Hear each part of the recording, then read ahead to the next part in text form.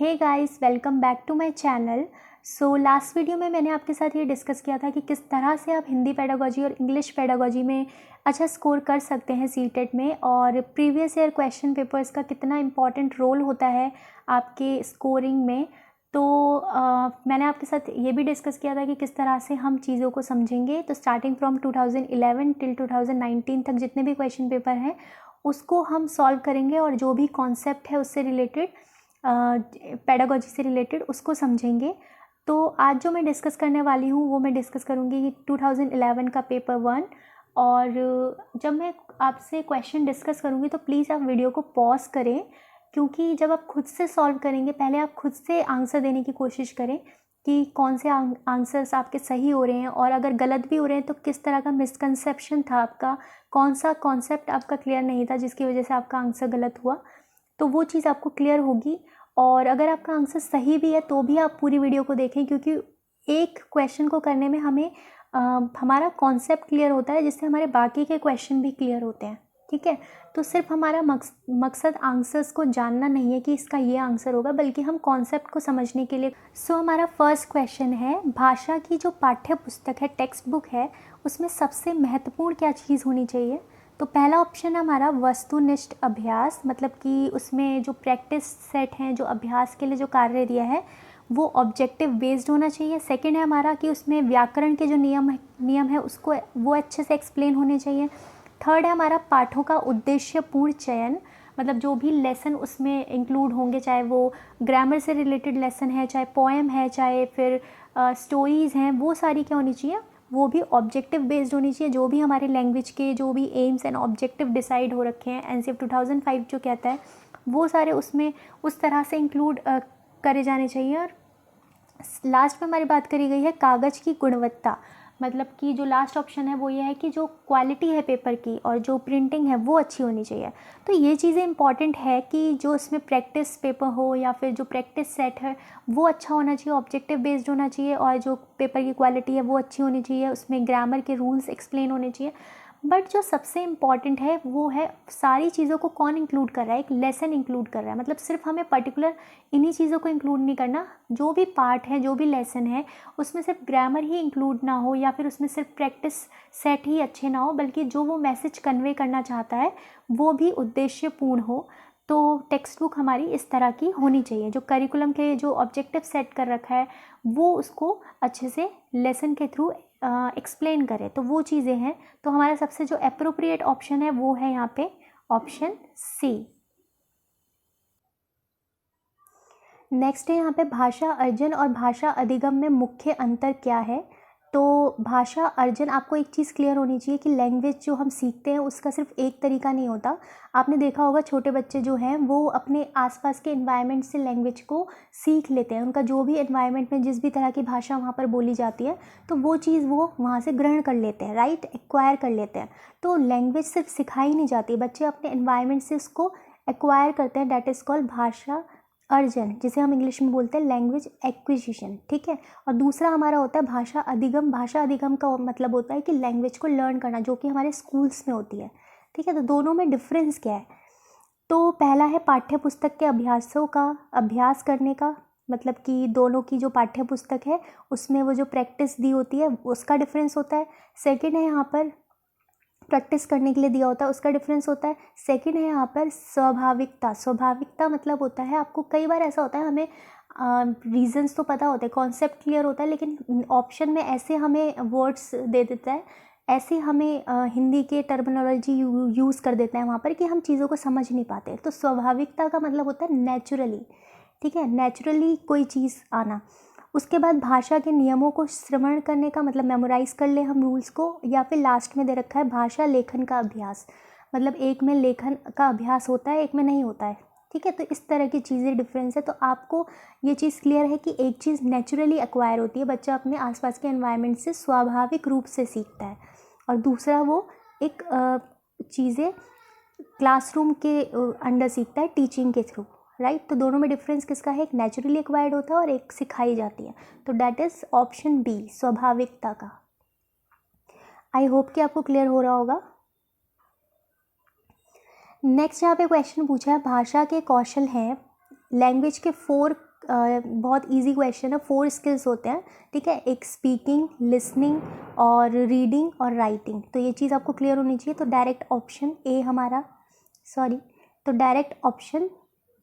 ए हमारा यहाँ पे क्लियर है। बच्चे विद्यालय आने से पहले, जब बच्चे विद्यालय आते हैं उससे पहले कोई भी भाषा नहीं बोल सकते, ठीक है, सभी भाषाएं पढ़ सकते हैं, सब कुछ लिख सकते हैं, अपनी बोलचाल की भाषा के अनुभवों से लेस होते हैं। जब बच्चा स्कूल में आता है तो ऐसा तो नहीं है उसको लैंग्वेज नहीं आती, हाँ माना कि उसको स्टैंडर्ड लैंग्वेज नहीं आती, ठीक है, इंग्लिश नहीं आती होगी, बट उसको अपनी मदर टंग तो आती होगी, ठीक है। तो इस तरह से बच्चे जब विद्यालय में आते हैं तो वो अपनी बोलचाल की भाषा के अनुभवों से लेस होते हैं। तो जो हमारा ऑप्शन है वो है डी। तो ये भी क्लियर है हमें। नेक्स्ट यहाँ पे पूछा गया क्वेश्चन, किस प्रकार का प्रश्न प्राथमिक बच्चों की भाषाई क्षमता का आकलन करने में सर्वाधिक सक्षम है। मतलब कि ये सारे ऑप्शन दिए गए हैं, इसमें से ऐसा कौन सा प्रश्न पूछा जाए जो प्राइमरी लेवल के बच्चों की जो लैंग्वेज उनकी कॉम्पिटेंस है, उनकी जो क्षमता है उसको असेस कर सके। आकलन मतलब होता है असेसमेंट कर सके। तो कहानी को दोहराएं बच्चे, याद की गई कविता सुनाएं, किसी दृश्य का वर्णन कीजिए या फिर पाठ में से 4 संज्ञा शब्द छांटिए। अच्छा, असेसमेंट करने के लिए क्या बोला गया है? एनसीएफ 2005 भी मैंने आपको ये चीज़ डिस्क्राइब करी थी कि ये चीज़ कही गई कि बच्चा खुद को एक्सप्रेस करे, जो उसने चीज़ें सीखी हैं, जो उसकी नॉलेज है उसको वो एक्सप्रेस करे। तो कहानी जब वो दोहराएगा और या फिर याद की गई कविता सुनाएगा या फिर पाठ में से 4 संज्ञा शब्द छांट के लिख लेगा, तो ये चीज़ें उसने याद करी है, रोट मेमोराइजेशन आ गया ना यहाँ पे खुद का उसका एक्सप्रेशन तो आया ही नहीं है। तो खुद ऐसे क्वेश्चन पूछे जाएँ जो बच्चे की जो एक्चुअल में जो उसने नॉलेज एक्वायर करी है वो अपने शब्दों में वर्णन कर सके उस चीज़ों का, एक्सप्लेन कर सके मतलब। तो सबसे अप्रोप्रिएट ऑप्शन यहाँ पे कौन सा है? सी, जिसमें बच्चा खुद को एक्सप्रेस कर पाएगा। तो ये इस तरह के क्वेश्चन काफ़ी ज़्यादा बार पूछे गए हैं, तो आपको क्लियर होना चाहिए।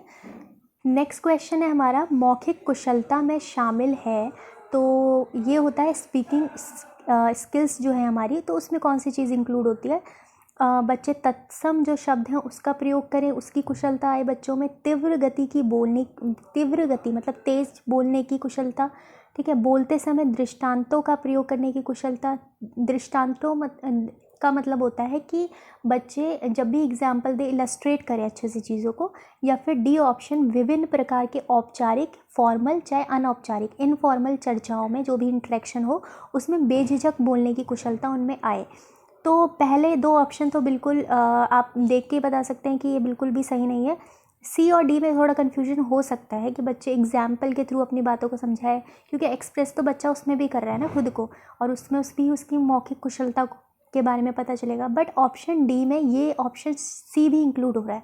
मतलब बच्चा किस तरह से टीचर से बात करनी है या पेरेंट्स से किस तरह से बात करनी है, ग्रुप में कैसे इंटरेक्शन करना है। तो बच्चा औपचारिक और अनौपचारिक, फॉर्मल और इनफॉर्मल दोनों जगह पर अपने आप को एक्सप्रेस कर पा रहा है।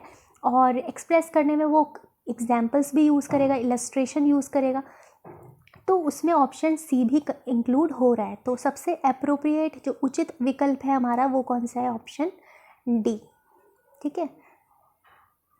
नेक्स्ट यहाँ पे क्वेश्चन पूछा है, बच्चों में पठन संस्कृति का विकास करने के लिए अनिवार्य है।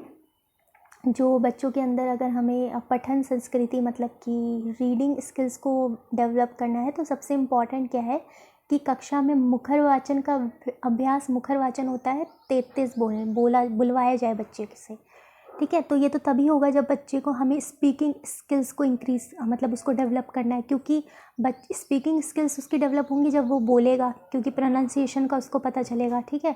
तो इसका रीडिंग उससे तो कोई भी वो नहीं है। सेकंड यहाँ पे है बाल साहित्य पठन हेतु प्रेरणा।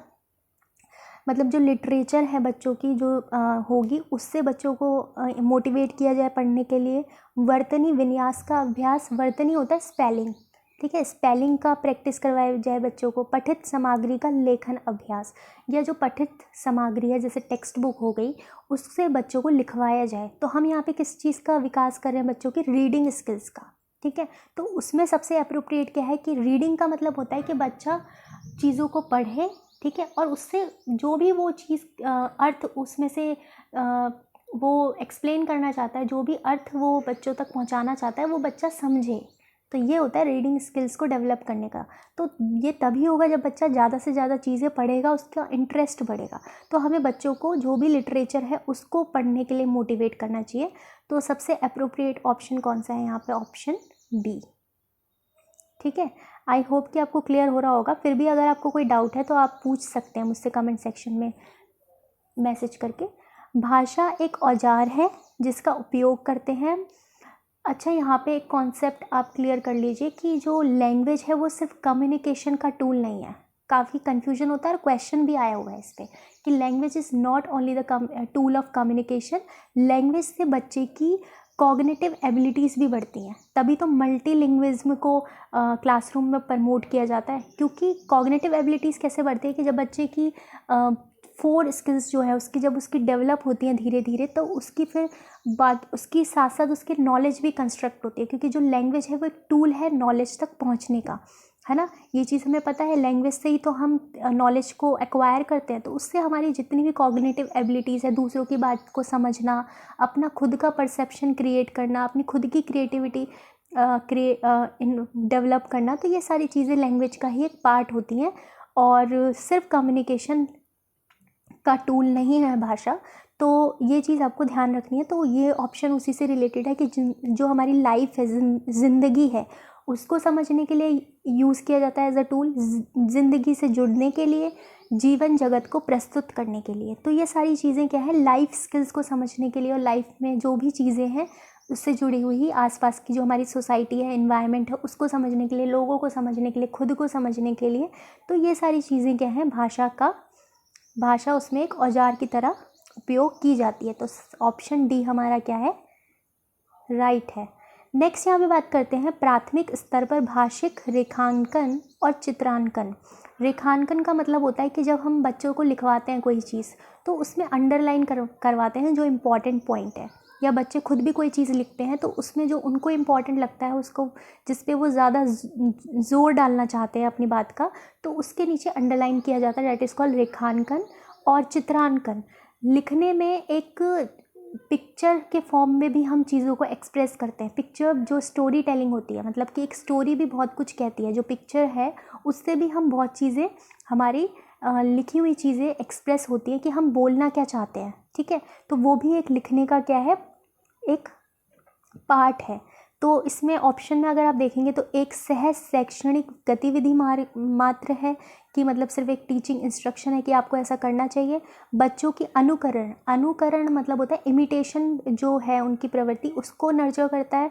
तो ये तो कहीं भी इमिटेशन इसमें होगी नहीं कहीं भी, क्योंकि बच्चा खुद करेगा इस चीज़ को। काव्य व्याख्या मतलब जो पोएम है उसको एक्सप्लेन करने का एक रास्ता है, या फिर लेखन अभ्यास का एक महत्वपूर्ण चरण है। तो मैंने आपको बताया। तो ये कौन सा ऑप्शन सबसे अप्रोप्रिएट है यहाँ पे, ऑप्शन डी। नेक्स्ट बात करते हैं, सुनना कौशल में शामिल है, जो लिसनिंग स्किल्स है उसमें कौन सी चीज़ इंक्लूडेड है? दूसरों की बात सुनने में रुचि, इंटरेस्ट होना, धैर्य, पेशेंस होना, और दूसरों की बात सुनने के बाद फिर उस हिसाब से प्रतिक्रिया, मतलब कि फिर उस हिसाब से रिस्पॉन्स करना। प्रश्नों को ध्यानपूर्वक सुनने की क्षमता का विकास, मतलब कि क्वेश्चन हमने सुने और फिर हमने सीधा उसका आंसर दिया। ठीक है, शांतिपूर्वक सुनना मतलब किसी की बात को ध्यान से सुनना। सुने हुए शब्दों की केवल पुनरावृत्ति होता है, मतलब उसी चीज़ को दोहराना, जो सुन लिया है उसी चीज़ को रिपीट करना। तो सबसे अप्रोप्रिएट ऑप्शन क्या है यहाँ पर, दूसरों की बात को हम सुने भी, ठीक है, शांतिपूर्वक सुने भी, धैर्य के साथ सुने, ठीक है, उसमें रुचि इंटरेस्ट के साथ सुने। ये नहीं कि हम बिल्कुल भी इंटरेस्टेड नहीं है तो वो लिसनिंग स्किल्स में नहीं आता। और फिर दूसरों की बात को सुने, समझे, और फिर विद पेशेंस और विद इंटेलिजेंस फिर उसके साथ हम रिस्पॉन्ड करें। ठीक है, तो सबसे अप्रोप्रिएट ऑप्शन कौन सा है यहाँ पर, ऑप्शन ए। सुहास पढ़ते समय कठिनाई का अनुभव करता है, वह डैश से ग्रसित है। सुहास एक बच्चा है जिसे पढ़ते समय बहुत ज़्यादा डिफ़िकल्टी होती है। तो इस तरह की जो है बच्चों को डिसेबिलिटी, वो क्या कहलाती है? तो जैसे इसमें एग्जाम्पल, जैसे डॉग को कुछ बच्चे गॉड पढ़ लेते हैं। ठीक है, तो ये चीज़ होती है। ये किसका कौन सी डिसेबिलिटी होती है? ये डिस्ग्राफिया, सॉरी डिसलेक्सिया, ठीक है, डिसलेक्सिया। भाषा शिक्षक को स्वयं अपनी भाषा प्रयोग की क्षमता को बढ़ाना चाहिए, क्योंकि जो लैंग्वेज टीचर है उसको खुद की कॉम्पिटेंस को बढ़ाना चाहिए। और ऐसा क्यों होना चाहिए? क्योंकि वो लैंग्वेज का टीचर है, ऐसा विद्यालय का निर्देश है, या फिर ऐसा करके वो दूसरों पर प्रभाव डालता है, या फिर भाषा प्रयोग से एक भाषा वातावरण क्रिएट करता है वो क्लासरूम में। तो हमें पता है कि जो बच्चा है वो अपने इन्वायरमेंट से लैंग्वेज को एक्वायर करता है, ठीक है। तो सबसे अप्रोप्रिएट ऑप्शन क्या है कि टीचर खुद एक ऐसा इन्वायरमेंट क्रिएट करे जिससे बच्चे क्या हो, लैंग्वेज को एक्वायर कर सके, लैंग्वेज को लर्न कर सके। तो सबसे अप्रोप्रिएट ऑप्शन कौन सा है? हमारा ऑप्शन डी। प्राथमिक स्तर पर भाषा शिक्षण का उद्देश्य है, जो प्राइमरी स्टेज है उसमें जो लैंग्वेज टीचिंग है उसका इम्पॉर्टेंट ऑब्जेक्टिव क्या है कि साहित्य की विधाओं से परिचित कराना। साहित्य मतलब लिटरेचर की जो भी अलग अलग विधाएं हैं, डिफरेंट लिटरेचर हैं, उनसे बच्चों को इंट्रोड्यूस करवाना। हिंदी के विविध रूपों से परिचय कराना। हिंदी के विविध रूप मतलब हिंदी के जो डिफरेंट रूप हैं, चाहे वो कविता हो, चाहे स्टोरी हो, चाहे आपका ग्रामर हो, चाहे आपका पोएम हो, वो तो मैं कह ही चुकी हूँ। तो मतलब जितनी भी चीज़ें हिंदी में हैं वो सबसे बच्चों को इंट्रोड्यूस करवाया जाए। और सी है हमारा कुशल लेखक बनाना, बच्चों को राइटर बनाना हमारा उद्देश्य है, या फिर कुशल वक्ता बनाना, मतलब उसको ऑरेटर बनाना है एक गुड, ठीक है, स्पीकर उसको अच्छा बनाना है। तो लास्ट के 2 ऑप्शन तो ये सिर्फ एक पार्ट है, ठीक है। ये हमारा उद्देश्य नहीं है कि बच्चे को हमें लेखक ही बनाना है या फिर बच्चे को हमें अच्छा स्पीकर ही बनाना है, वो सिर्फ उसका पार्ट है। वो भी चीज़ हमें इंक्लूड करनी है, कर सकते हैं हम, लेकिन जो हमारा मेन उद्देश्य है वो ये है कि बच्चे हिंदी के जितने भी विविध रूप हैं, चाहे वो साहित्य ही है, तो ऑप्शन ए भी बी में इंक्लूड हो रहा है, ठीक है। ये चीज़ आपको क्लियर है ना? साहित्य हिंदी के विविध रूपों का ही एक पार्ट है, ठीक है। तो हमें सिर्फ साहित्य नहीं, हमें हिंदी के अलग अलग चीज़ों को इंक्लूड करना है। तो सबसे अप्रोप्रिएट ऑप्शन बी। नेक्स्ट यहाँ पे देखते हैं, एक बहुभाषिक कक्षा में बच्चों की गृह भाषा के प्रयोग को, बहुभाषिक कक्षा मैंने आपको बोला जैसे मल्टीलिंगुअल क्लासरूम, जहाँ पे हर तरह के अलग अलग कल्चर के बच्चे अलग अलग तरह की भाषा का उपयोग करते हैं। और तो बच्चे जब अपनी भाषा के साथ आते हैं, गृह भाषा मतलब जो उनकी होम लैंग्वेज है उसके साथ बच्चे क्लास में परिवेश करते हैं, तो उसका प्रयोग हमें करना चाहिए। तो किस तरह से करना चाहिए? उसको सम्मान देना चाहिए, उनकी होम लैंग्वेज को प्रोत्साहन बिल्कुल नहीं देना चाहिए, अत्यंत सीमित कर देना चाहिए, मतलब लिमिटेड कर देना चाहिए कि इतना ही यूज़ करो, और कदापि प्रोत्साहन नहीं करना चाहिए, मतलब बिल्कुल भी उसको एनकरेज नहीं करना चाहिए उसके यूज़ को। तो हमें पता है कि प्राइमरी लेवल पे ये जितने भी कमीशन पॉलिसीज़ या एनसीएफ 2005 भी ये चीज़ कहता है, कोठारी कमीशन ने भी यही बात कही कि हमें बच्चों की मदर टंग का यूज़ करना है, स्पेशली प्राइमरी लेवल पर तो हमें बच्चों की मदर टंग को क्लास में सम्मान देना चाहिए। तो सबसे अप्रोप्रिएट ऑप्शन कौन सा है? हमारा ऑप्शन ए। नेक्स्ट यहाँ पे पूछा है, किस तरह के परिवेश का मतलब होता है एनवायरनमेंट में बच्चों का भाषा विकास अपेक्षाकृत बेहतर होता है। किस तरह का जो एनवायरनमेंट हम क्रिएट करें कि जहाँ पे लैंग्वेज अच्छी डेवलप हो बच्चे की। एकल परिवार जहाँ माता पिता मानक भाषा का प्रयोग करते हैं, एक ऐसा परिवार जहाँ पे स्टैंडर्ड लैंग्वेज जो हम सिखाना चाहते हैं, फॉर एग्जांपल हम हिंदी सिखाना चाहते हैं, तो घर पे भी बच्चे जो उनके माता पिता हैं वो हिंदी का प्रयोग करते हैं। संयुक्त परिवार, एक जॉइंट परिवार जहाँ पे जितने भी सदस्य हैं वो बच्चों के साथ निरंतर अंतःक्रिया का मतलब होता है इंटरेक्शन करते हैं बच्चों के साथ, मतलब कि वो कुछ चीज़ बोलते हैं तो बच्चे भी रिस्पॉन्ड करते हैं, ठीक है।